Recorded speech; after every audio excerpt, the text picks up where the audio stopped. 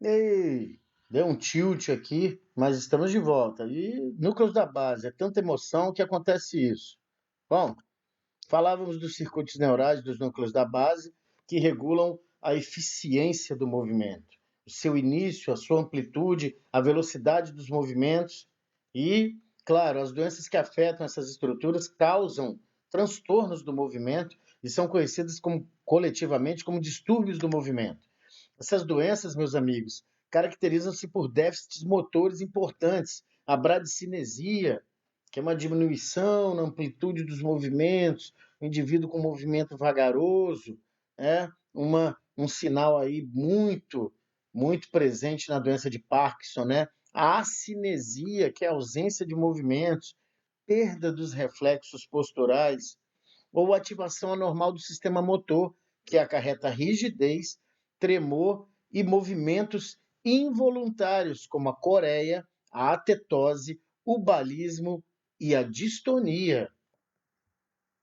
Coreia, atetose, balismo e distonia, né? Situações aí são distúrbios do movimento, uns mais rápidos, outros lentos, com contorções de tronco, o balismo com movimentos bem complexos, principalmente dos membros superiores e nos membros superiores mais da parte proximal, e a distonia com contrações irregulares. São aí elementos, né, elementos característicos das doenças dos distúrbios do movimento, por assim dizer, e dessas regiões, dos núcleos da base e dos seus circuitos. Existem vários neurotransmissores dentro dos núcleos da base, meus amigos, mas seus papéis nos estados patológicos ainda estão sendo elucidados. A acetilcolina está presente em concentrações altas no corpo estriado, onde é sintetizada e liberada pelos neurônios grandes tipo 2 de Golgi. A acetilcolina atua como um transmissor excitatório nos neurônios estriatais espinhosos de tamanho médio, que sintetizam e liberam o neurotransmissor inibitório ácido gama-aminobutírico, o bom e velho GABA, e projetam-se ao globo pálido. A dopamina é sintetizada pelos neurônios da substância negra, cujos axônios formam a via nigroestriatal, né? O estriado lá, núcleo caudado e o putame, que termina no corpo estriado, certo? A dopamina liberada por essas fibras inibe os neurônios GABAérgicos estriatais. Na doença de Parkinson, Vale, vale voltar aqui um pouquinho, né? Isso aqui é muito bonito. A dopamina é sintetizada pelos neurônios da substância negra, está lá no mesencéfalo, cujos axônios formam a via nigroestriatal, que termina no corpo estriado, certo? Nigro, substância negra, estriatal, corpo estriado. A dopamina liberada por essas fibras inibe os neurônios GABAérgicos estriatais. Bacana? Na doença de Parkinson, a degeneração dos neurônios da substância negra resulta na perda da inibição dopaminérgica e na hiperatividade colinérgica relativa. Isso aumenta a atividade GABAérgica proveniente do corpo estriado e contribui para a escassez de movimentos, que é uma das principais manifestações clínicas dessa doença, né? A acinesia, a bradicinesia. Bem bacana isso aí. A doença de Huntington é transmitida como um distúrbio autossômico dominante. Os pacientes têm movimentos involuntários, rápidos e espasmódicos. A coreia, que já falamos agora há instantes. E apresentam movimentos contorcidos lentos nos membros e no tronco. A atetose, né? Essa é a doença de Huntington. A degeneração afeta principalmente, pessoal, os neurônios espinhosos GABAérgicos lá do corpo estriado. Isso resulta na redução global da atividade GABAérgica proveniente do corpo estriado. Isso contribui para o desenvolvimento da coreia e da atetose. Os neurônios das camadas mais profundas, meus amigos, do córtex cerebral, também degeneram nos estágios iniciais da doença. Mais tarde, o processo degenerativo vai até outras regiões cerebrais, como o hipocampo e o hipotálamo. Desse modo, a doença caracteriza-se por déficits cognitivos e distúrbios psiquiátricos, além das anormalidades dos movimentos. Quando se vê aí déficits cognitivos, né, pessoal, a gente pode incluir aí o cerebelo também. Já há pesquisas, né, já publicadas, tudo direitinho, em que o cerebelo é um grande candidato a fazer parte dos processos cognitivos também. É o que nós temos conversado e certamente os professores de vocês têm falado com vocês, sobretudo na fisiologia. As redes neurais complexas é que devem ser entendidas. As partes unitárias, com especificidades, são interessantes de saber também, mas se tu não souberes, né, as vias, os tratos, né, como é que se dão as conexões, aí fica um pouquinho mais difícil. Mas é tranquilo. Então, desse modo, né, a doença caracteriza-se por déficits cognitivos e distúrbios psiquiátricos. Por quê? Porque está mexendo com córtex cerebral, né? Com degeneração. Eu penso em córtex cerebral, olha aí, hipocampo, hipotálamo, né? Você vai ter aí problemas cognitivos, problemas de memória, problema de aprendizado, né? Os tais distúrbios psiquiátricos, inadequações sociais incluídas nisso, etc. E aí, ó, anatomia neuroquímica, olha que bonito, né? Putamen de novo, eu deixei de propósito, né? É putame, até para chamar a atenção de vocês. Anatomia neuroquímica simplificada dos núcleos da base. Bacana. Os neurônios dopaminérgicos produzem efeito inibitório global, enquanto os neurônios colinérgicos geram efeito excitatório global na atividade GABAérgica proveniente do estriado. Na doença de Parkinson, os neurônios dopaminérgicos degeneram, né? Essa é a grande perda. O efeito final é o aumento da atividade GABAérgica proveniente do estriado. Correto? Olha aí, bonitinho.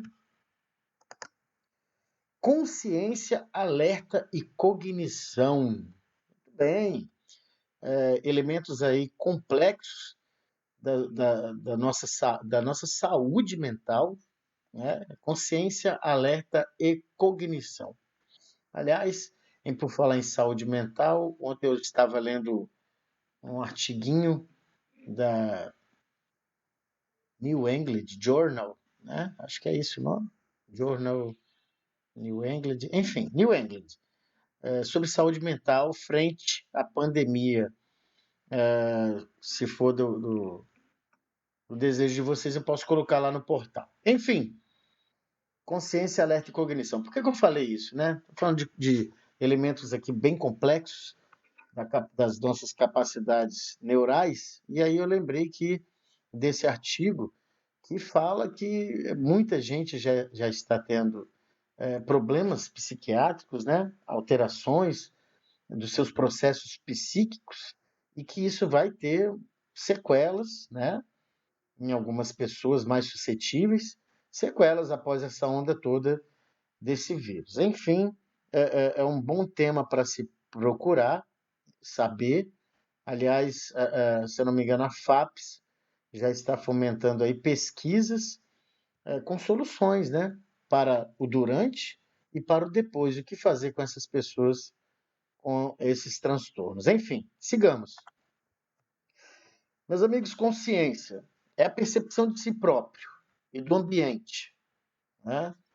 E tem dois componentes: alerta, que é o estado desperto, cognição, que é a soma de todas as atividades mentais. O indivíduo tem a capacidade de compreender, de avaliar uma situação, de planejar, de tomar uma decisão. Tudo isso gira em torno aí da cognição. Essa diferenciação é útil, porque os distúrbios neurológicos podem afetar de forma diferente o nível de alerta e a cognição. Tranquilo?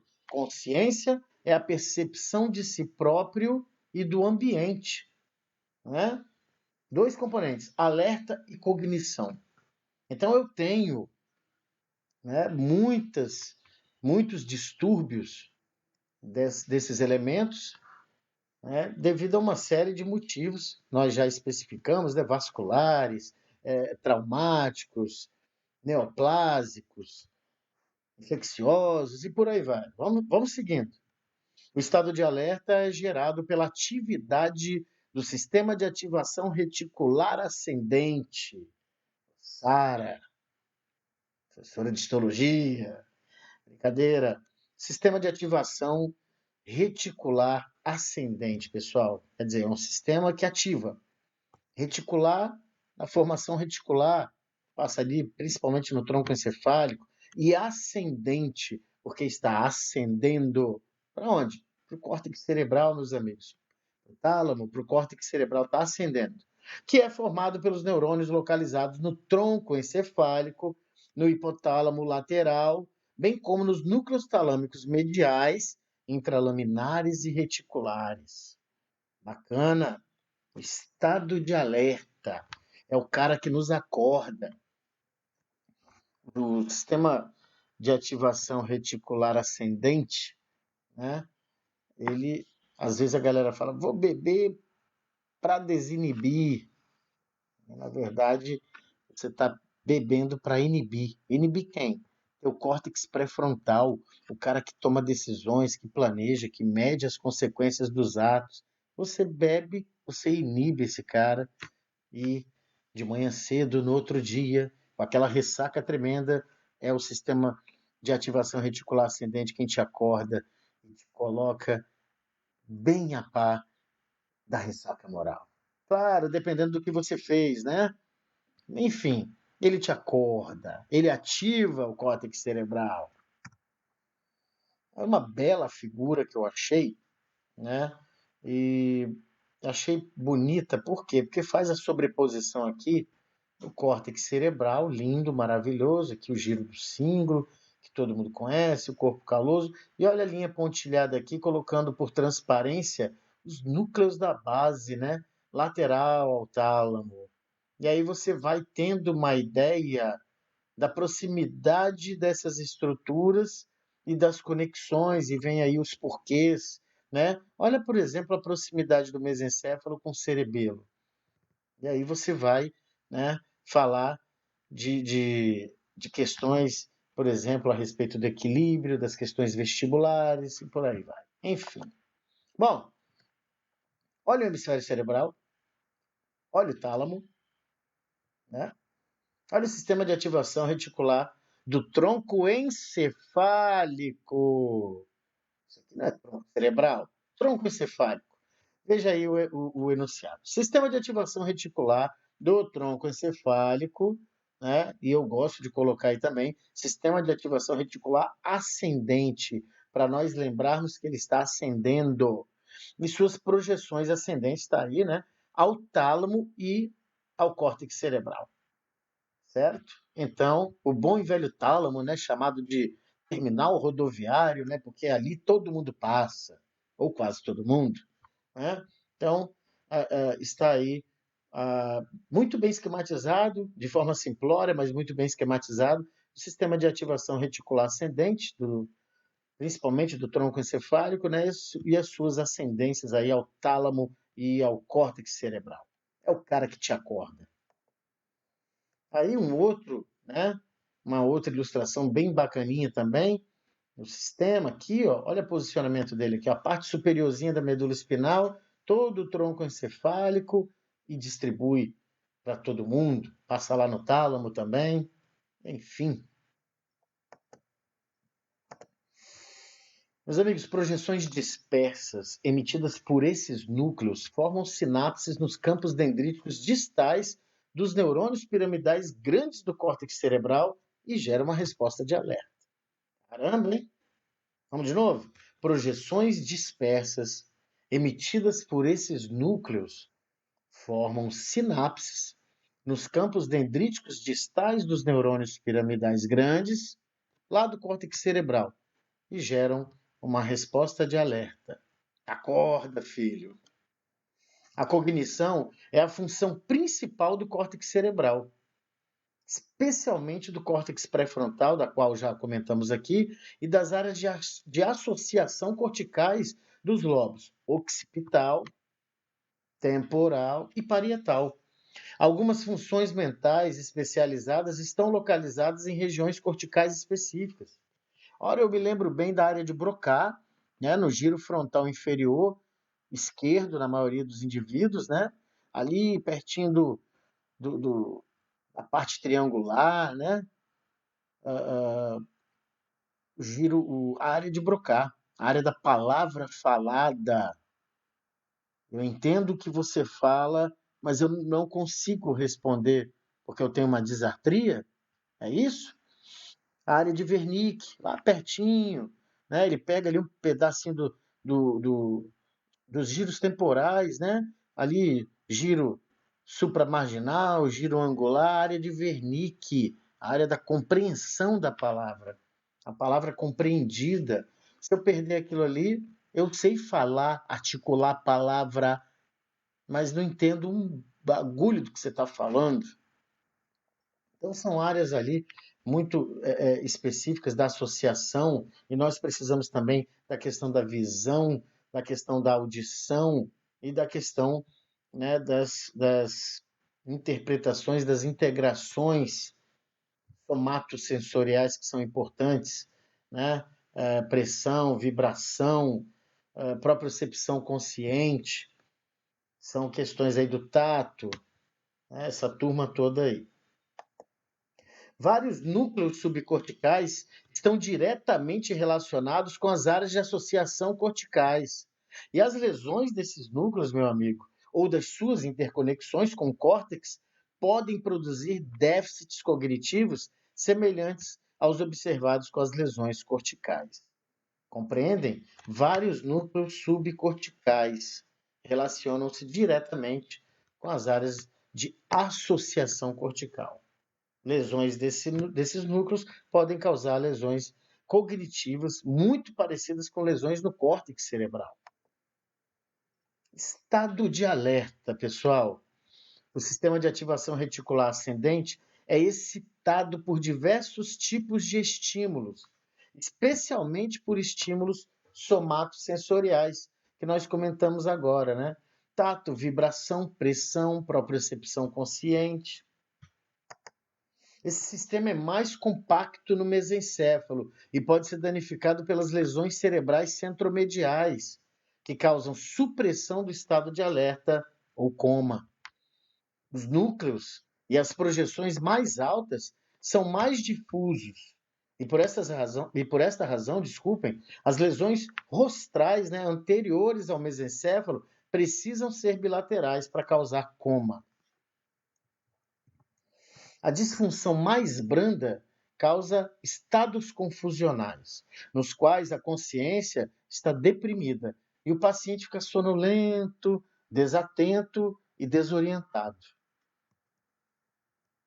O nível de alerta está reduzido e o paciente parece sonolento ou adormece facilmente se não for estimulado repetidamente.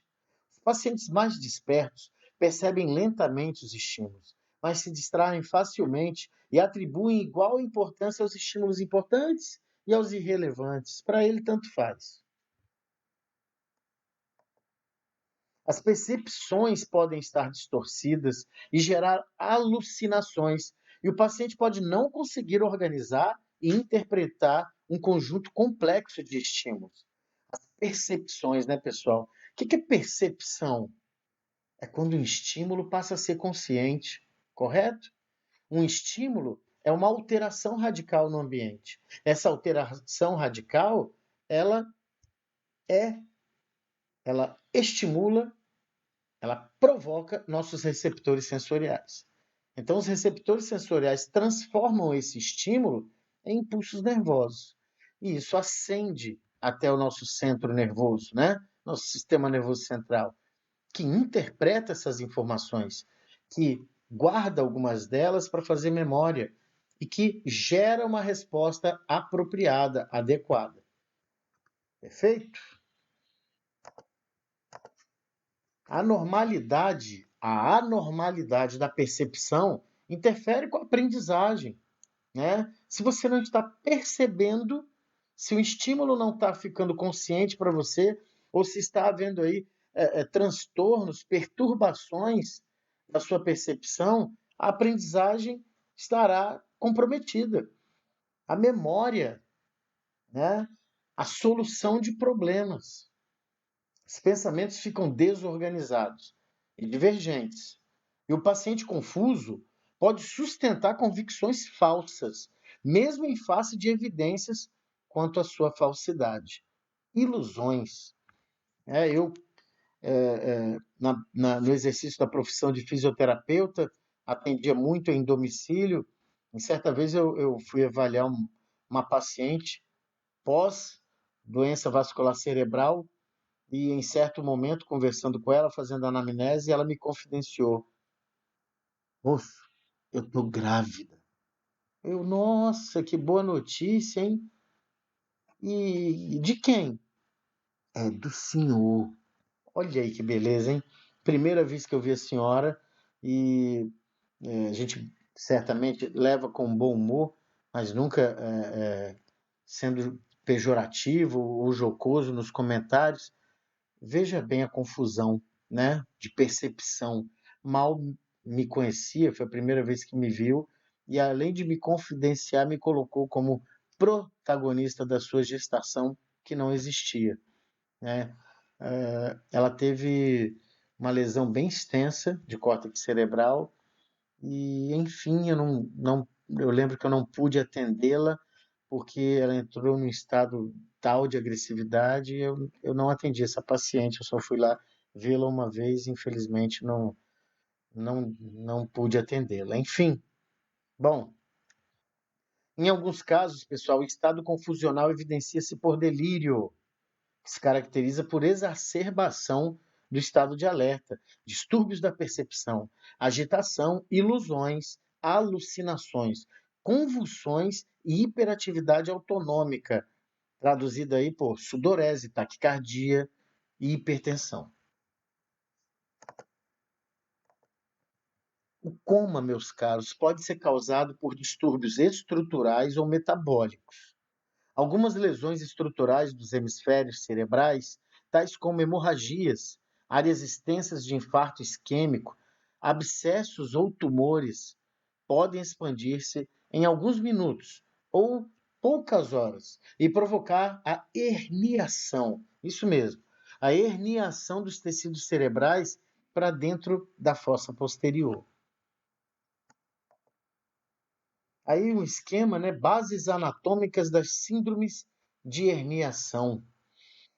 O esqueminha aí, pessoal, mostra lesões expansivas supratentoriais, os tentórios, né? As projeções aí da dura mater, separando aí a cavidade do crânio em compartimentos, podem causar deslocamento, essas lesões expansivas podem causar deslocamento dos tecidos cerebrais para dentro de um compartimento intracraniano perto, né? Adjacente, e provocar herniação cingulada sobre a foice cerebral, é a legenda, né? E as áreas aí mostradas a vocês com a herniação, com um extravasamento, né? Uma projeção para outro ambiente. Herniação transtentorial inferior, central, herniação uncal sobre a borda do tentório, ou ainda herniação do corpo amidalóide, não amígdala, né, pessoal? Do corpo amidalóide. Não, perdão, aí no caso, amígdala cerebelar, sem problemas. Para dentro do forame magno. O cara é tão obcecado que para dentro do forame magno. Olha que coisa. O coma e, finalmente, a morte ocorre quando os processos, né, aí assinalados 2, 3 ou 4, produzem compressão do tronco, agora sim, encefálico. Comprimir o tronco encefálico aí complica, né, pessoal? Nós temos ali na ponte a área pneumotáxica, apnêutica, né? No bulbo também tem a área ali rítmica da frequência respiratória, tem a área do controle de frequência cardíaca, do diâmetro dos vasos, enfim. Não é uma boa coisa uma lesão, seja lá por qual natureza for, a nível de tronco encefálico. Se estiver em posição lateral dentro do lobo temporal, a massa expansiva pode forçar o unco do lobo temporal para dentro da cisterna circundante do mesencéfalo. E aí? E aí, meu amigo, que você comprime o terceiro nervo craniano, o terceiro par de nervo craniano, né? Ipsilateral. Par não, que é um só, é um lado só. Herniação uncal. Isso provoca o quê? Dilatação das pupilas, disfunção dos músculos extraoculares inervados por esse grande nervo. Quem é esse cara? Terceiro nervo é o nervo? Isso aí, óculo motor. A compressão persistente distorce o mesencéfalo e o paciente entra em coma com posturas fixas dos membros. Com a persistência da herniação, a função da ponte fica prejudicada e as respostas oculovestibulares são perdidas. Por fim, a função bulbar é suprimida e a respiração cessa. As lesões hemisféricas situadas mais perto da linha média comprimem as estruturas da formação reticular talâmica e podem causar coma antes do aparecimento de anormalidades oculares, herniação central. Com a continuidade da compressão, pessoal, a função do mesencéfalo é afetada, causa dilatação pupilar, posturas fixas dos membros. Com a herniação progressiva, as funções vestibulares e depois as funções respiratórias bulbares são perdidas. Vários distúrbios funcionais podem afetar difusamente a função cerebral e produzir um estado confusional ou coma, se forem graves. A maioria desses distúrbios é aguda e alguns são reversíveis até, principalmente os que são causados por fármacos e toxinas metabólicas. Os indícios quanto à causa dessas encefalopatias metabólicas são encontrados no exame físico geral, na triagem toxicológica e em alguns estudos hematológicos. Aí se descobre. Quando esses distúrbios causam coma, as respostas pupilares à luz geralmente estão preservadas, apesar da disfunção óculo-vestibular ou respiratória. Essa constatação é muito útil na diferenciação entre as causas metabólicas e estruturais do coma. Vejam, né, pessoal? São detalhes. Às vezes você está com o paciente ali, né, precisa de uma rapidez no diagnóstico, e você tem que abrir o seu leque mental de possibilidades, né, de categorias fisiopatológicas e procurar chegar com exatidão a um diagnóstico ali, né, para que os procedimentos sejam rápidos, porque especialmente as questões neurológicas requerem uma abordagem muito bem feita e precoce. Aí, pessoal, tem um quadrinho de causas não estruturais dos estados confusionais e do coma. E aí é uma série de situações, né? Convulsão estado proictal prolongado, encefalopatia de Wernicke e por aí vai. Hipercalcemia, hipertermia, hipoglicemia, hiponatremia, hipotireoidismo, hipóxia. Então, uma série de situações, causas não estruturais dos estados convulsionais e do coma, né? Eu preciso ter ideia de cada um desses aí para entender, né? E para abrir o meu leque mental, como eu comentei com vocês, na hora da necessidade de um diagnóstico mais rápido. Pessoal, os neurônios do mesencéfalo dorsal e principalmente os núcleos existentes na formação reticular da ponte são importantes ao controle do sono. Desse modo, as lesões que afetam a ponte podem preservar a consciência, mas podem alterar o sono. Por outro lado, as lesões difusas do neocórtex, por exemplo, isquemia cerebral global, podem preservar o sistema de ativação reticular, né? E os centros do sono no tronco encefálico. Beleza. Os pacientes mantêm os ciclos normais de sono e vigília, mas não conseguem interagir significativamente com o ambiente. É o chamado coma vigil ou estado apálico. Bom, eu vou parar por aqui mais uma vez, completando aí 30 minutos, e voltaremos depois na cognição, meus amigos. Um forte abraço e até a cognição.